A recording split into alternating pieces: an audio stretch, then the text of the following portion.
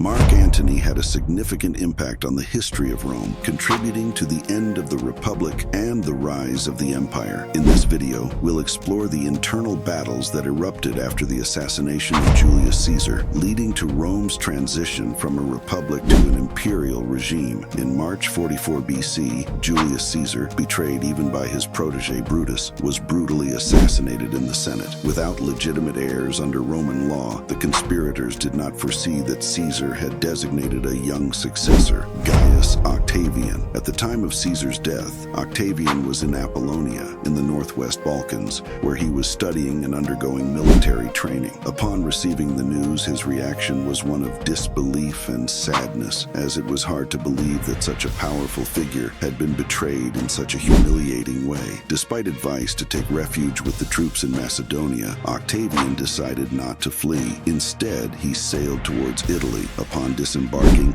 he discovered the contents of Caesar's will, which named him heir to 2/3 of Caesar's properties and his political legacy. Thus, Octavian adopted his great-uncle's name, Gaius Julius Caesar, symbolizing his intent to honor the leader's legacy. With limited resources, Octavian had to be strategic in inserting himself into Roman politics. He began by demanding military funds that Caesar had allocated for the war against the Parthian Empire, amassing 700 million sesterces. He also appropriated the annual tribute from the province of the Near East, strengthening his forces with veterans from Caesar's legions, emphasizing his status as Caesar's legitimate heir. His journey culminated in June 44 BC, when he gathered an army of 3,000 loyal veterans and marched towards Rome. There, he encountered Marc Antony, an ally of Caesar, who was in a tense standoff with the general's assassins. While Antony had accumulated political support, he also faced growing opposition. Octavian, on the other hand, seized the opportunity to rival him. With the support of the Senate, which named Octavian as a senator and granted him command over troops, he engaged in decisive battles. In April 43 BC, Octavian defeated Antony's forces in 2 battles, including the Battle of Mutina. These victories solidified his position, but also created resentment when the Senate gave more recognition to Brutus, another conspirator. Dissatisfied with his position, Octavian marched on Rome with 8 legions, demanding the consulship, which was granted to him in August 43 BC. However, political maneuvers continued, and Octavian formed an alliance with his former enemies, Marc Antony and Marcus Aemilius Lepidus, creating the Second Triumvirate. This agreement consolidated their power, allowing them to rule Rome with near absolute authority. This triumvirate marked the end of the Roman Republic and the beginning of a new imperial era, where Octavian, later known as Augustus, would become Rome's first emperor. If you're enjoying this video, don't forget to like and subscribe to our channel. The actions taken by the trio of Octavian, Marc Antony, and Lepidus were partly motivated by the need to raise funds to pay their troops in preparation for the next conflict against Caesar's assassins, namely Brutus and Gaius Cassius Longinus. This is evidenced by the encouragement given to Roman citizens to capture the proscribed, as the capture or death of these enemies of the state led to rewards. This situation benefited both the triumvirate and the bounty hunters, as the rulers could seize the assets and properties of the proscribed, while those who turned in Rome's new enemies received significant sums of money. It's worth noting that anyone had the right to kill a proscribed man, and upon delivering his head to the authorities, would be rewarded with the victim's property. Some of the proscribed managed to escape abroad, but many were not so fortunate, and hundreds perished during this dark period of Roman history. This era was so brutal that, after the events, each member of the Second Triumvirate tried to shift the blame onto the others. However, many were surprised by how many enemies Octavian had and how many he was willing to eliminate. In the years that followed, Octavian built a reputation for excessive cruelty. On January 1st, 42 BC, the Senate posthumously recognized Julius Caesar as a deity of the Roman state, which was the ultimate consecration for the ambitious leader who, even in death, gained the right to be worshipped forever. This recognition also benefited Octavian, who managed to garner goodwill and admiration from important figures in Roman society by emphasizing his direct connection to a god, being himself the son of a deity. However, Cassius noticed the maneuver and built a barrier, forcing Marc Antony to order a surprise attack on Cassius's camp. This attack was successful, and Cassius, believing all was lost, committed suicide before learning that Brutus had defeated Octavian Octavian's army at the same time. This resulted in a victory and a defeat for both sides. Brutus deeply lamented Cassius's death, calling him the last of the Romans, but avoided a public funeral, fearing its negative impact on army morale. The premature plundering and treasure gathering by Brutus's advancing forces allowed Octavian's troops to regroup their lines. In the following 3 weeks, Marc Antony was able to slowly move his forces south of Brutus's army, fortifying a hill near Cassius's former camp, which had been abandoned. To avoid being outflanked, Brutus was forced to extend his line south and then east, building several fortified posts while maintaining the high ground. Brutus's initial plan was to avoid direct confrontation, hoping his naval superiority would wear down the enemy. However, he realized he had no choice but to fight, as his entire position was at risk of isolation if the triumvirs continued advancing eastward. If this happened, Brutus would face starvation or be forced to retreat, leading his entire army along a dangerous northern trail that would take him to Philippi. With few options remaining, Brutus decided to risk everything in one final battle. What neither side could predict was that the battle would be a bloodbath, with much of the fighting taking place hand-to-hand between the two armies of well-trained veterans. Long-range weapons like arrows or darts were largely ignored, as the soldiers lined up in solid ranks and fought face-to-face with swords. According to Cassius Dio, both sides had little need to use long-range weapons, preferring to advance immediately to hand-to-hand combat. Plutarch reports that Brutus initially succeeded in the fight on the far west of his line, pressing hard on the left wing of the triumvirs, who retreated in disorder, pursued by the Republican cavalry. However, the eastern flank of Brutus's line, weakened by being extended to avoid being outflanked, could not withstand the initial assault by the triumvirs. Marc Antony and Octavian, breaking through the center of the enemy line, turned to the flank and rear of Brutus, forcing his legions to retreat. The 3 reserve lines failed to keep up with the retreat, and all were defeated. Octavian managed to capture Brutus's camp before the retreating army could reach this defensive position. Unable to regroup, Brutus's army was completely defeated. Brutus managed to retreat to nearby hills with only 4 legions remaining, but realizing that surrender or capture was inevitable, he committed suicide. After the 2 great battles at Philippi, Octavian and Antony's troops were able to celebrate their decisive victory. Marc Antony later used these events to belittle Octavian, claiming that the victories at Philippi were achieved thanks to his own forces. Many Romans credited Antony for his military leadership and his dignified and honorable conduct in treating captured aristocrats and the remains of the defeated with respect. Despite the ego disputes and the struggle for glory, the most important thing for both was that the triumvirate had successfully secured definitive control over Rome. The main enemies on the battlefield were defeated, and to further consolidate the victor's power, the remaining troops of Brutus were reorganized, with about 14,000 men integrated into the triumvir's army. Lepidus, the weakest link in this alliance, gained control over several African regions of the Republic, while Marc Antony traveled eastward to Egypt, where he allied with Queen Cleopatra, Julius Caesar's former lover, and the mother of his son, Caesarion. Additionally, Antony took control of the provinces and Rome's allies in the eastern Mediterranean. Octavian, on the other hand, was in charge of Gaul and Spain, but he had little time to enjoy this, as he faced a significant challenge. Thousands of veterans who had fought against Brutus now sided with the Second Triumvirate. While this was an advantage, it also posed a risk, as these troops could easily align with a political opponent of Octavian if they were not properly appeased. Furthermore, these veterans were demanding, asking for substantial rewards such as land.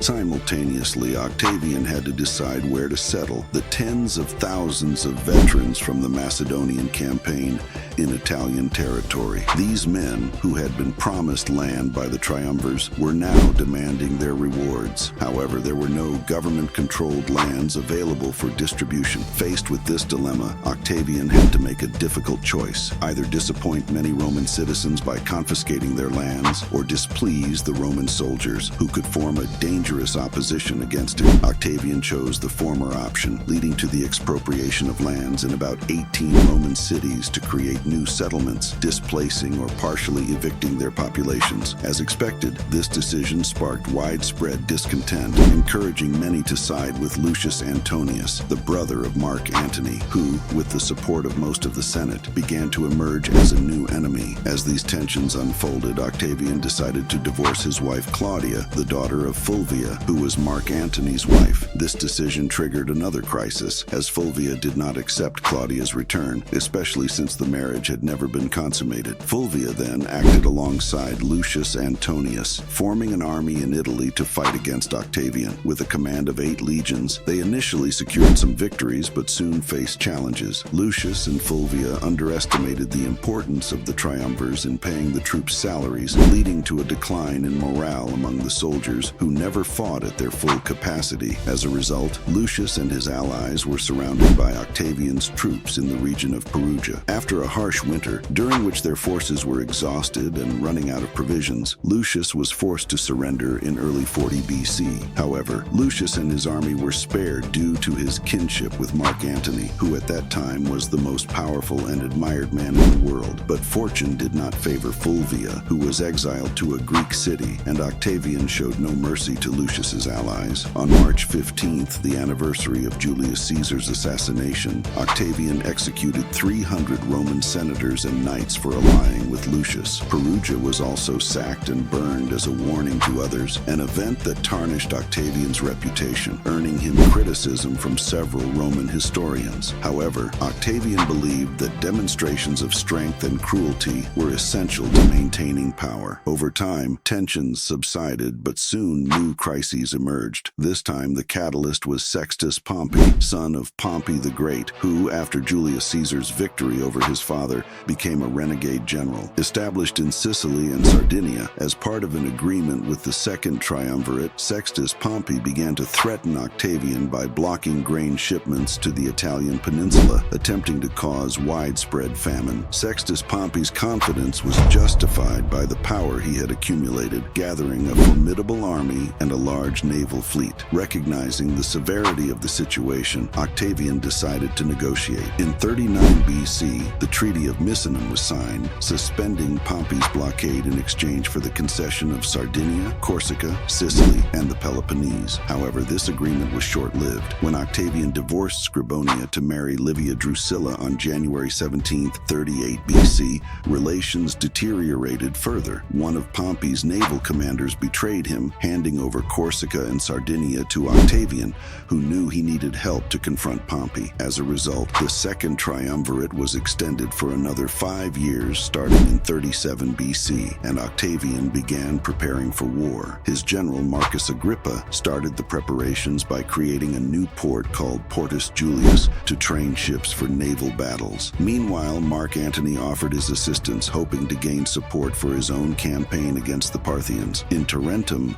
the two leaders struck a new agreement. Antony would provide 120 ships for Octavian to use against Pompey, while Octavian would send 20,000 legionaries to Antony. However, Octavian sent only a fraction of what was promised, which Antony viewed as a deliberate provocation. Despite these differences, both sides were ready for battle. In July of 36 BC, 3 fleets set out to confront Pompey, including a fleet from Lepidus coming from Africa. Under Agrippa's command, Octavian's forces engaged Pompey in a bloody naval battle. Agrippa, using innovative tactics, managed to block and defeat Pompey's fleet. Pompey lost 28 ships, while Octavian suffered minimal losses. Although Octavian achieved an important victory, it was somewhat overshadowed by his defeat and severe injury in a battle near a mine that same month. Meanwhile, Lepidus managed to land most of his army in the interior of Sicily. In 36 BC, Pompey fled from Sicily to Miletus, where in 35 BC he was captured and executed by Marcus Titius, one of Marc Antony's allies, without a trial. As a Roman citizen, Pompey had the right to a trial, making his execution illegal. Despite this crime, the victory was secured, but the power struggles continued unabated. With the end of Pompey's resistance, distrust between the triumvirs intensified. The tension became evident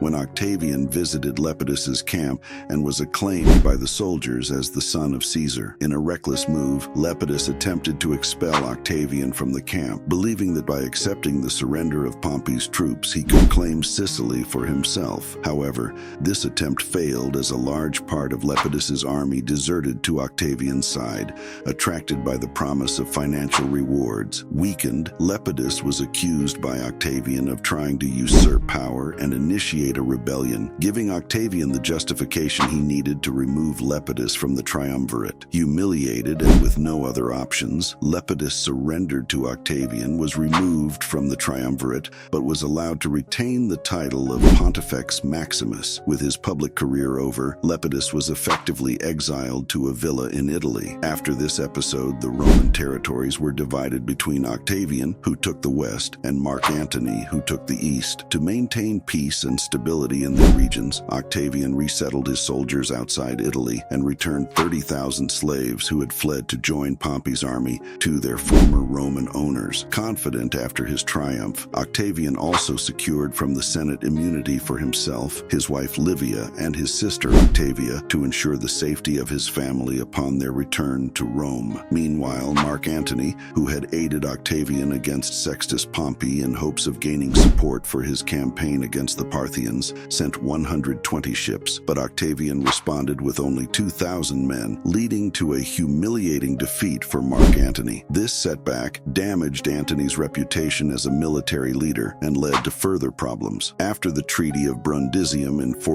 BC, which sought to strengthen the alliance with Octavian by marrying Octavia, Marc Antony became involved with Cleopatra, which Octavian exploited to further weaken Antony's public image. In 36 BC, the relationship between the two leaders deteriorated further when Octavian proposed that both renounce the triumvirate, a proposal he knew Antony would refuse, solidifying Octavian's image as a defender of the people and painting Antony as authoritarian. In 34 BC, after successfully invading Armenia, Antony distributed titles and honors to his protégés, but Octavian used this against him, claiming that Antony's actions diminished Rome and favored a foreign queen, Cleopatra. With Octavian assuming the consulship again in 33 BC, he attacked Antony in the Senate, accusing him of treason and selfishness. While many senators supported Octavian, others criticized him, creating a divide. However, Octavian's advantage was solidified in the fall of 32 BC when two of Antony's allies, Lucius Plancus and Marcus Titius, switched sides and handed over Antony's secret will to Octavian, which scandalized Rome. The will revealed that Antony planned to leave his wealth and conquests to Cleopatra and her children, an act that Octavian used to persuade the Senate to declare war, not against Antony, but against Cleopatra, framing her as an enemy of Rome. If you enjoy this video, don't forget to like and subscribe to our channel. As Octavian never allowed anything or anyone to stand in the way of his desires, he pursued the senators who supported Antony. In a wise rhetorical move, he declared that they were not declaring war on Marc Antony, but rather on an enemy of the Roman people, Cleopatra, branding Antony as a traitor to the Republic. This had the desired effect, and by the end of the year 32 BC, the Senate declared war on Cleopatra's regime in Egypt. Many expected Antony to abandon Cleopatra and return to Rome's side, but he did not. Instead, he chose to stand by her. This led the Senate to strip the general of all his official powers and label him an outlaw and a traitor. However, to Octavian's complete dismay, around 40% of the Senate, along with two consuls, abandoned Rome and decided to fight alongside Marc Antony. Chaos and absolute turmoil engulfed the Roman Republic,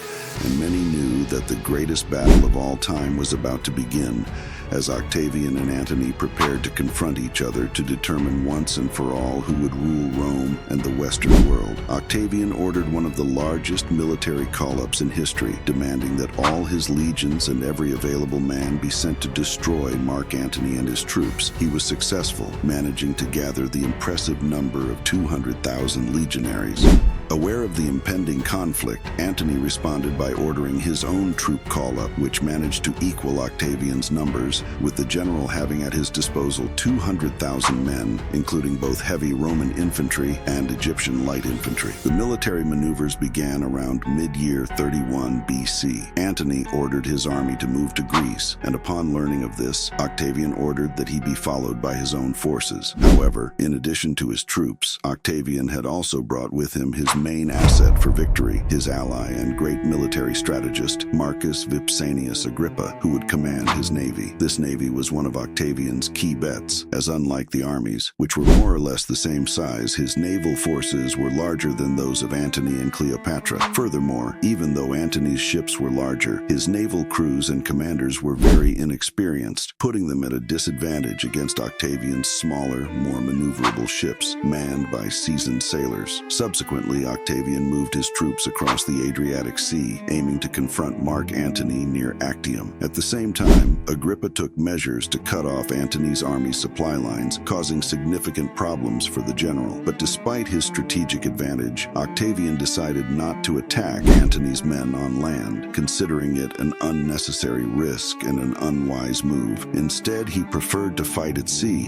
where he knew his navy could defeat the enemy forces more easily. However, neither side made any significant moves, leading to unforeseen problems for Octavian, as many of his men grew tired of waiting for the decisive moment to strike. Demoralized and frustrated, they deserted to Antony's side, who, unlike Octavian, did not face these problems, successfully maintaining the loyalty of his men and commanders. After much waiting, the battles finally began. Octavian sent Agrippa to capture the Greek city and port of Methone, a region that had been loyal to Antony. However, taking this location was not easy because the defenders fought with all their might and brutality to survive. Despite their courage, they were ultimately defeated, as although Marc Antony was a military genius on land, he was no match for a great naval commander like Agrippa at sea. Defeated, Antony decided to move his troops to Actium, where Octavian's navy and army had camped. But this time, Antony was ready to deliver a decisive blow to Octavian and Agrippa's forces. Determined to triumph, Antony brought 290 warships as well as 50 transport vessels. To defend against this massive fleet, Octavian had 350 ships. However, even though his men were more experienced and he had the genius Agrippa on his side, this time it seemed that Antony had a chance of victory because his ships were much larger and better armed. But the die was cast. On September 2nd, 31 BC, the stage was set for the greatest naval battle in Roman history. Antony made his first moves, ordering his ships to sail into the open sea. Upon reaching the open water, they saw Octavian's ships forming up for battle. It is worth noting that Cleopatra was also present at the battle,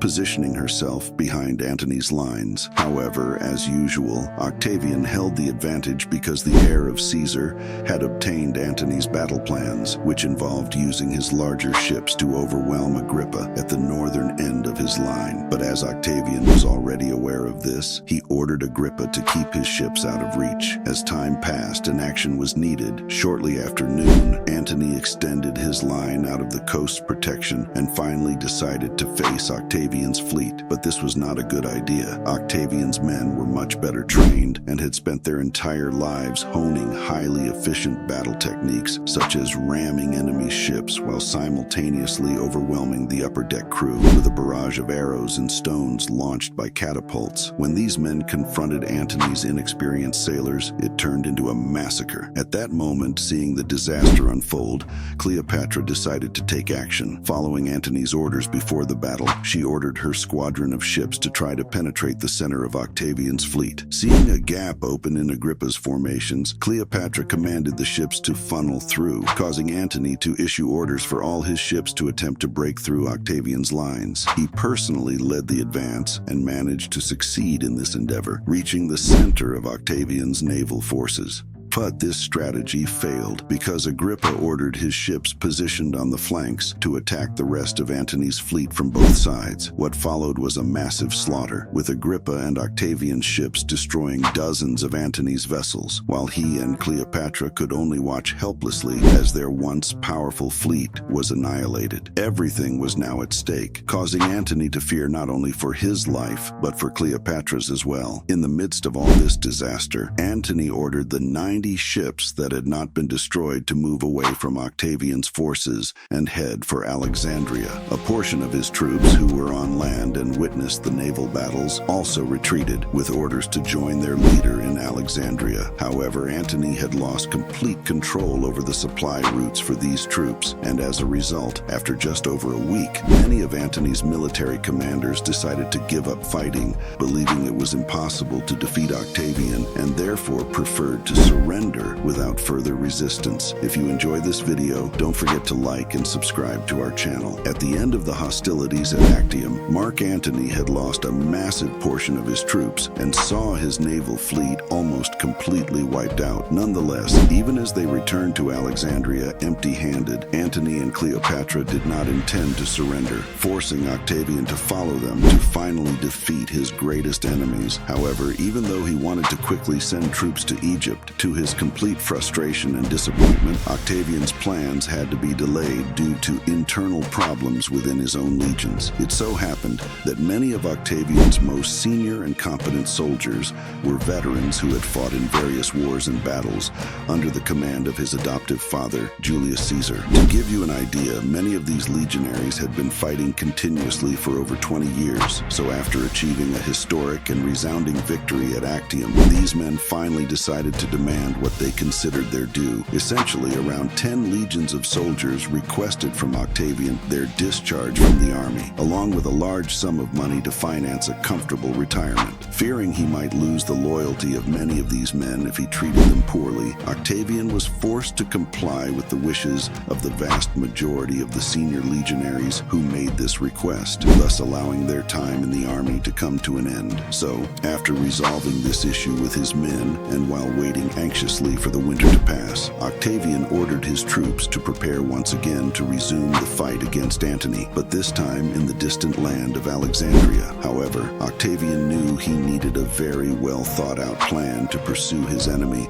at the risk of losing everything he had fought so hard to conquer in recent years. The most obvious and apparent plan was to place his troops on ships and use his powerful navy to completely destroy Alexandria. But this plan was rejected because, as practical as it was, Octavian knew that a strictly naval action would not be enough to finally defeat Antony and his closest allies. Octavian knew that many puppet kingdoms in Asia were loyal to Marc Antony, having even sent troops to aid him in many of his military incursions. Because of this, he understood that to completely destroy any resistance against him, it was necessary not only to defeat Antony in Alexandria, but also to regain control of these puppet kingdoms. For all these reasons, in the spring of 30 BC, Octavian finally abandoned the plans to attack Antony strictly by sea, deciding instead that the most sufficient, though more time-consuming strategy was to send his troops overland, marching through Asia. This proved to be a very wise plan, as well his. If you enjoy this video, don't forget to like and subscribe to our channel. As the powerful army advanced in search of Marc Antony and Cleopatra, it managed to prevent its enemy from regrouping loyal troops in regions under their control. This made it difficult for the general to maintain control. While this relentless march continued, Marc Antony was preparing to defend himself, but his situation was far from easy. After his defeat at Actium, Antony decided to keep most of his troops in Greece, an impressive force of 23 legions and over 15,000 cavalry. Under normal circumstances, this army could face nearly any force in the world, but the lack of basic supplies made fighting impractical. As a result, his forces surrendered, and Antony lost many men who could have been useful. However, Antony still had some powerful allies, including Lucius Benamius, who governed the region of Libya known as Cyrenaica. With Lucius's troops by his side, Antony could have posed serious problems for Octavian. However, upon realizing that Octavian was likely to win, Benamius decided to switch sides. Once Octavian learned of the betrayal, he ordered Lucius Benamius to initiate significant movements. 4 legions under Lucius's command moved east of Alexandria, while Octavian's troops troops headed west. Upon learning of Menelaus's betrayal, Antony and Cleopatra prepared for the final battle, knowing that escaping now would be nearly impossible. Soon, Octavian's troops arrived in Alexandria. With no time to lose, they besieged the city. However, Octavian himself had not yet arrived on the battlefield, leading Antony to consider attacking Lucius's troops, who were theoretically less numerous. If this plan succeeded, Antony believed he could resist Octavian's forces longer, as they would become a more manageable enemy without Menelaus's support. Antony ordered his men, about 30,000 soldiers, to prepare for an attack on Menelaus's troops. However, underestimating his enemy, Antony encountered forces that were much better prepared and more numerous than he had anticipated. While some historians claim Menelaus had about 10,000 men, others suggest his advantage was even greater, possibly doubling Antony's numbers. Despite his efforts, the numerical advantage of Menelaus made the situation almost unsustainable. The battle turned brutal and bloody, with Antony's forces quickly breaking down. Still, Antony refused to surrender until his troops were in total collapse. Desperate, Antony fled the battlefield and returned to Alexandria. A few continued to resist, but when it became clear that victory was unattainable and Octavian was about to arrive, what remained of Antony's forces surrendered. The defeat was so overwhelming that even troops not directly involved in the battle chose to surrender without fighting. On August 1st, 30 BC, devastated by the defeat and the news of Cleopatra's death, Antony, in a moment of despair, asked his personal assistant to end his life. However, the assistant could not fulfill the request, and Antony attempted to kill himself by falling on his sword, resulting in a severe wound, but not fatal. After being rescued, Antony learned that Cleopatra was still alive. In their final meeting, he reportedly told her that he was dying with honor, and that she could trust a member of Octavian's entourage, Gaius. Cleopatra, who had already been informed that Octavian planned to take her to Rome for a humiliating triumph, chose a more dignified end. On August 10th, 30 BC, Cleopatra allowed a snake, likely brought by a loyal member of her court, to bite her, leading to her death. As for her son Caesarion, a close advisor to Octavian recommended that he be executed, as he could become a problem for Octavian's government. Octavian accepted the recommendation and ordered Caesarion's execution at the end of August that year. After Cleopatra's death, Octavian showed respect for the queen by ordering a grand funeral in Rome for both her and Antony. The funeral was so grand that even legions once commanded by Antony were allowed to march beside the tomb. To complete the gesture, Octavian declared a day of mourning in honor of the general and the Egyptian queen. However, these actions also served to bolster Octavian's image as a benevolent leader who respected even his defeated enemies. Even after this great victory, Octavian knew he could not lower his guard, as new enemies could emerge at any moment. Taking advantage of his success in Egypt, he did not shy away from receiving all possible honors. About a month after defeating Antony and Cleopatra, he was honored as pharaoh, effectively taking control of Egypt and its vast wealth. After returning to Rome, Octavian aimed to consolidate his power to avoid the same fate as Julius Caesar. Unlike many who would rush to consolidate power, Octavian, though young, was methodical, gradually strengthening his position and eliminating remaining supporters of Antony. A few months later, with his loyal ally Agrippa, he achieved another significant political victory by convincing the Senate to grant him command of Gaul and Syria, giving him control over half of Rome's territories. In 27 BC, Octavian made a surprising decision by renouncing his powerful positions in public life, a move that puzzled many, including his closest allies like Agrippa. This seemingly paradoxical decision allowed Octavian to solidify his absolute power, ultimately leading him to become Augustus, the first emperor of Rome. If you enjoyed this video, don't forget to like and subscribe to our channel.